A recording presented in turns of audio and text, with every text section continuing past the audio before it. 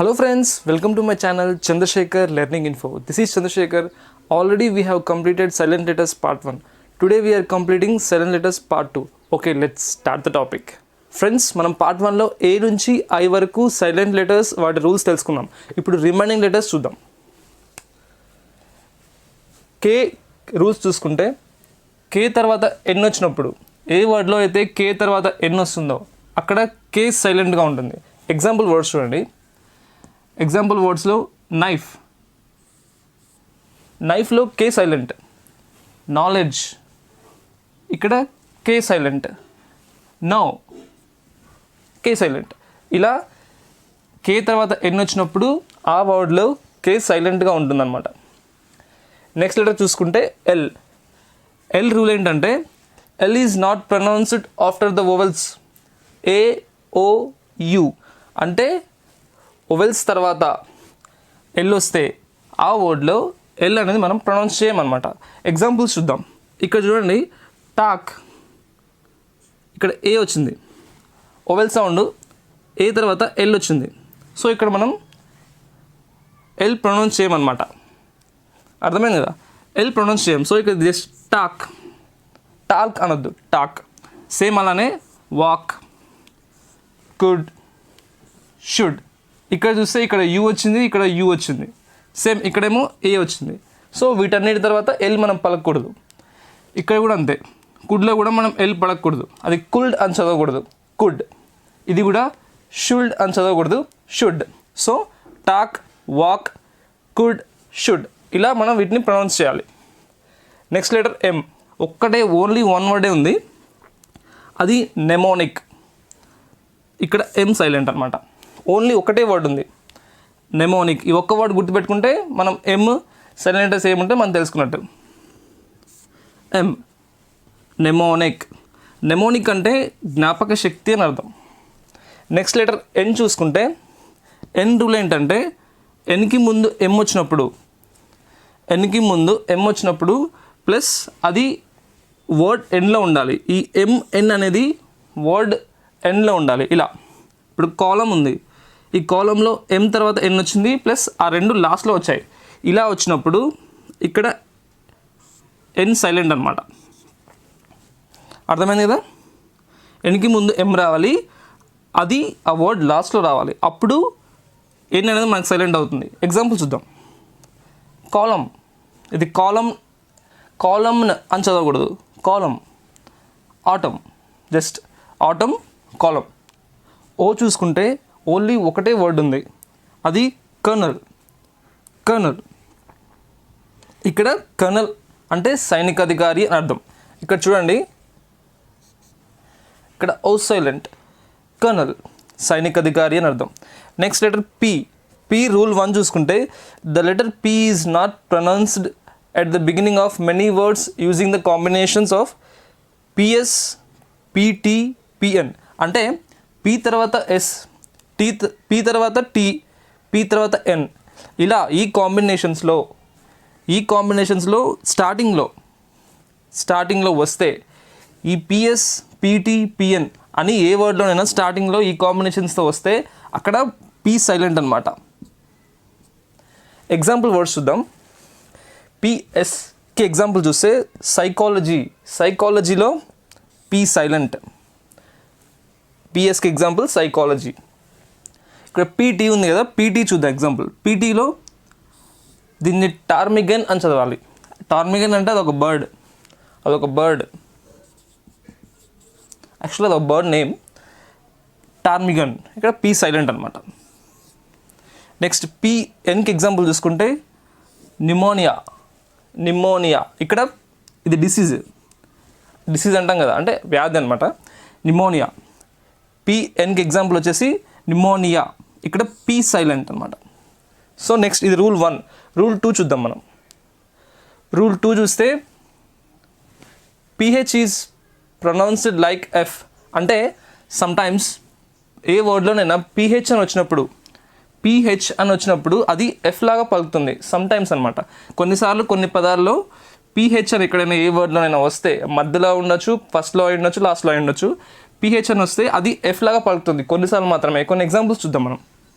Example words చూస్తే paragraph, F, paragraph. ఇక్కడ F పలికింది చూడండి, పి అంటే లాస్ట్లో పిహెచ్ ఉంది కదా, ఈ పిహెచ్ ఎఫ్ లాగా ప్రొనౌన్స్ చేస్తుండండి, F, paragraph.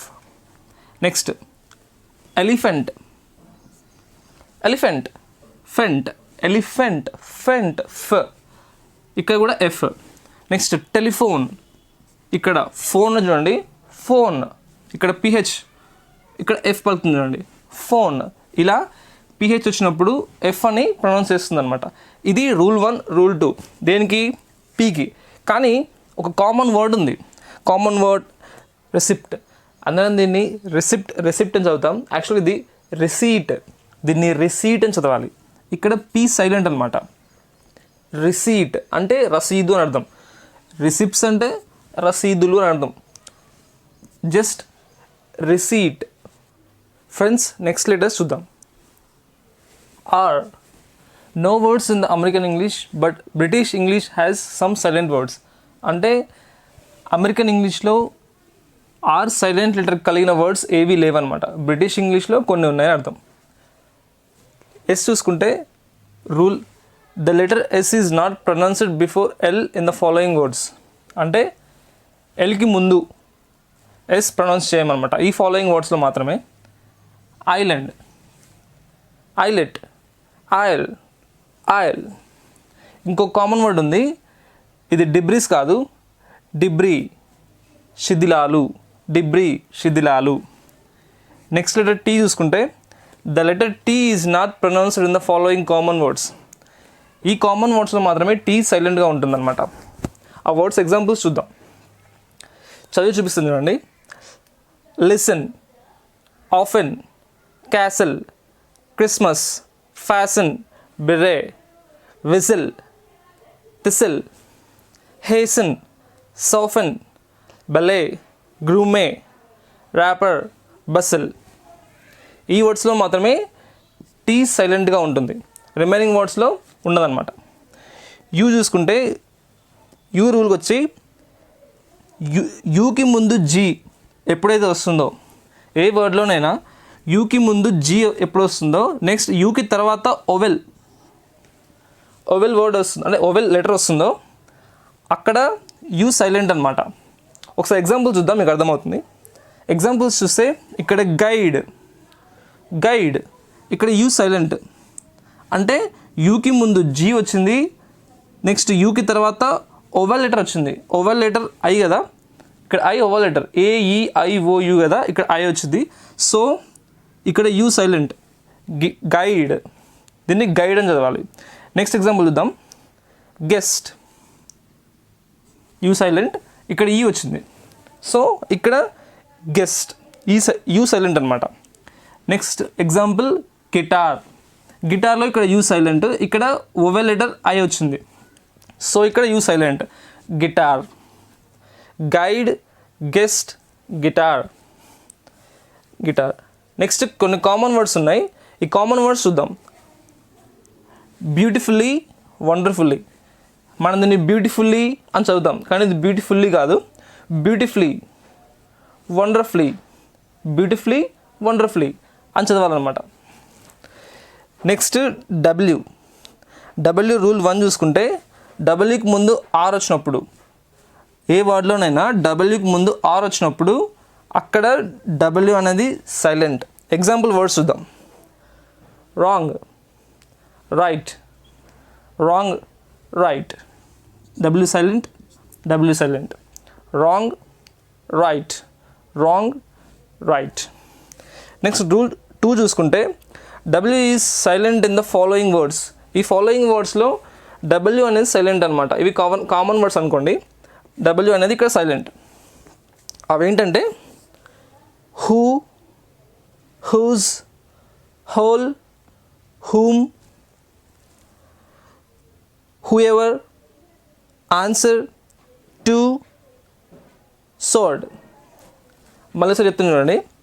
Who, whose, whole, whom, whoever, answer, two, sword. ఇలా RSTUW రూల్స్ ఉన్నాయన్నమాట. మనం నెక్స్ట్ లెటర్ చూద్దాం. నెక్స్ట్ లెటర్ ఎక్స్, ఎక్స్లో ఓన్లీ ఒక్కటే వర్డ్ ఉంది, అంటే ఓన్లీ ఒకటే సింగిల్ వర్డ్ మాత్రమే ఉంది, అది ఫోఫా. దీన్ని ఫోఫా అని చదవాలన్నమాట. ఇక్కడ ఎక్స్ సైలెంట్. ఫోఫా. ఫోఫా అంటే మీనింగ్ ఏంటంటే తప్పు మెట్టు అని మీనింగ్. నెక్స్ట్ YZకి ఏ వర్డ్స్లో సైలెంట్ లెటర్గా ఉండదన్నమాట. YZ.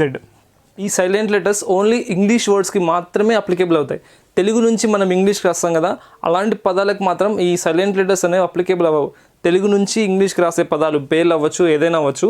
తెలుగు పదాలు ఇంగ్లీష్లోకి రాస్తాం కదా, ఇంగ్లీష్ వేలో, అలా రాసినప్పుడు ఈ సైలెంట్ లెటర్స్ మాత్రం అప్లికేబుల్ అవ్వవు అన్నమాట. మీరు పార్ట్ 1 వీడియో చూడకపోతే పార్ట్ 1 వీడియో కూడా చూడండి. ఆ వీడియో లింక్ డిస్క్రిప్షన్లో ఉంటుంది, సో చెక్ చేయండి. మీకు వీడియో నచ్చినట్లయితే లైక్ చేయండి, మీ ఫ్రెండ్స్ అండ్ ఫ్యామిలీ మెంబర్స్తో షేర్ చేయండి, మన ఛానల్ని సబ్స్క్రైబ్ చేయండి. We will meet in the next video. Until then, this is Chandrasekhar signing off. Bye-bye.